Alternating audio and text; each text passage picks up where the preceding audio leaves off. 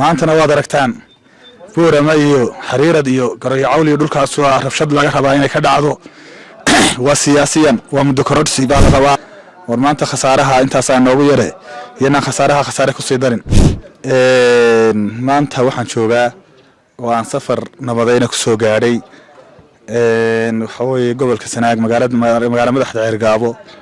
maalmihiina dhaafay shaqaaqo yar ka dhacday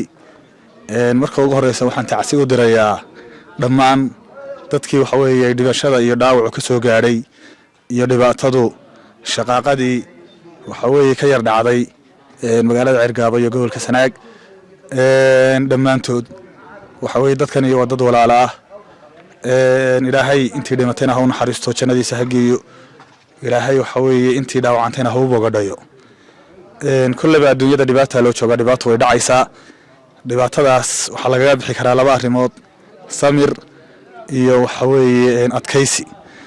iyo waxa weeye isu dulqaadasho iyo la xalilo marka wixii dhacay oo laga daba tago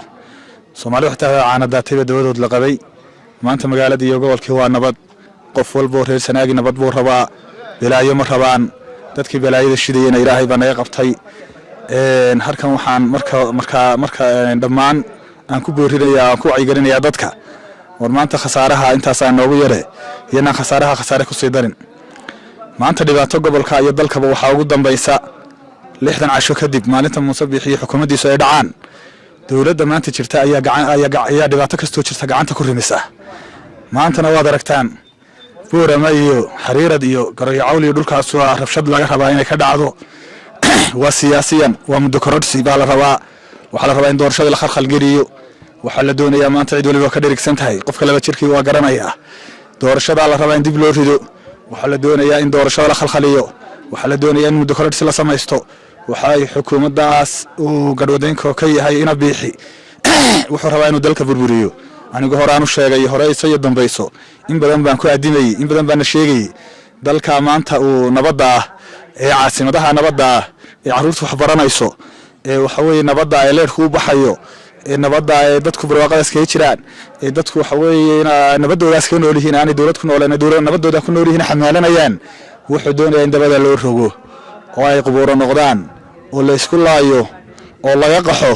oo qaxootiyo iyo xuduudaha laga talaabo taana Ilaahay baanu ka magan galnay Ilaahay baa naga filan sharwalayaasho dhan Ilaahay baa naga filan waxaan ku soo gabagabeynayaa arinta labaad